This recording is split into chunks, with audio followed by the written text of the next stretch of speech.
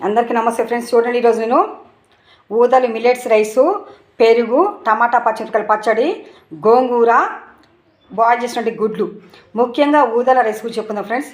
ఊదల్లో అధికంగా పీచు పదార్థం ఉంటుంది కాబట్టి మన జీర్ణక్రియను మంచిగా మెరుగుపరిచి మలబద్ధకాన్ని తొలగిస్తుంది.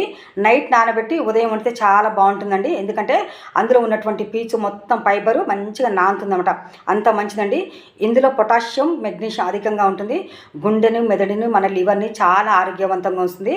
HB% కూడా మంచిగా పెంచుతుందండి. మన రక్తహీనతతో పోరాడి అంత మంచిదండి. దీంట్లో బ్లడ్ గ్లూకోజ్ లెవెల్స్ తక్కువగా ఉంటాయి కాబట్టి స్లోగా మన బాడీకి అందించిస్తుంది.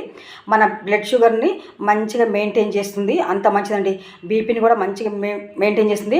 వెయిట్ మేనేజ్మెంట్ కూడా చాలా మంచిగా జరుగుతుందండి. అంత మంచిదండి ఈ మిల్లెట్స్. వీటినే ఊదలు అంటారు. ముఖ్యంగానండి ఈ టమాటా పచ్చిమిరపకాయల పచ్చడి గురించి చెప్పుకుందాం. దీంట్లో టమాటాలో లైకోపిని అనే పదార్థం చాలా అధికంగా ఉంటుంది కాబట్టి క్యాన్సర్ పేషెంట్స్ తప్పనిసరిగా తీసుకోండి. క్యాన్సర్ సెల్స్ని చంపుతుందని ఆరోగ్య నిపుణులు చెప్తున్నారు. దీంట్లో అధికంగా ఫైబరు ఎక్కువగా ఉంటుంది, పీచు పదార్థం కాబట్టి మనకి జీర్ణక్రియ మంచిగా మెరుగుపరిచి మలబద్ధకాన్ని తొలగిస్తుంది. ఇనుము, పొటాషియం, మెగ్నీషియం అధికంగా ఉంటుంది కాబట్టి రక్తహీనతతో పోరాడే రక్తాన్ని పెంచుతుంది. గుండెని, మెదడుని, లివర్ని చాలా ఆరోగ్యంగా ఉంటుందండి. విటమిన్ ఏ అధికంగా ఉంటుంది కాబట్టి మన కన్ను దృష్టిని చాలా ఆరోగ్యంగా ఉంచుతుంది. అంత మంచిదండి ఈ టమాటా పచ్చిమిరపకాయల పచ్చడి. గోంగూరలో అధికంగా కాల్షియం ఉంటుంది కాబట్టి మన శరీరానికి చాలా అవసరం అండి. ఎముకలు చాలా బలంగా ఉంటాయి. ఇది కూడా రక్తహీనతతో పోరాడి రక్తాన్ని పెంచుతుంది.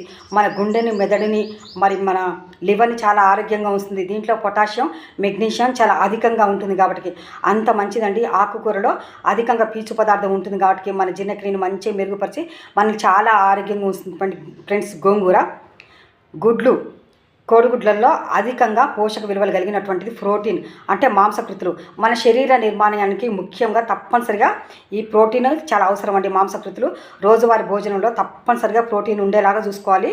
ముఖ్యంగా ఫైబర్ అంటే పీచు పదార్థం కూడా ఉండేలాగా చూసుకోవాలి. తక్కువగా కార్బోహైడ్రేట్స్ అంటే పిండి పదార్థాలు ఉండేలాగా చూసుకోవాలి. అంత మంచిదండి. మళ్ళీ అదే వైట్ ఎగ్లో మాత్రం కేవలం మాంసకృతులు మాత్రమే ఉంటాయి, తెల్ల గుడ్డులో. అదే ఎల్లో ఎగ్లో అయితే vitamin B1, B2, B6, B12 ఉంటాయి. పెల్లాగ్రా, నయాసిన్, బెరిబెరి అనేటువంటి జబ్బులు రాకుండా కాపాడుతుంది. అంత మంచిదండి ఎల్లో ఎగ్గు. మనం రోజువారీ భోజనంలో తప్పనిసరిగా తీసుకుంటే చాలా మంచిదండి. ఎవరికైతే పేషెంట్స్కి డాక్టర్ గారు ఎల్లో ఎగ్గు తినకూడదని సూచిస్తారో వాళ్ళు మాత్రమే ఎల్లో ఎగ్గు తినొద్దు, మిగతా వాళ్ళు అందరూ తినండి. ఎగ్జాంపుల్ క్యాన్సర్ పేషెంట్స్కి డాక్టర్ గారు ఎల్లో ఎగ్గు తినొద్దని సూచిస్తారు.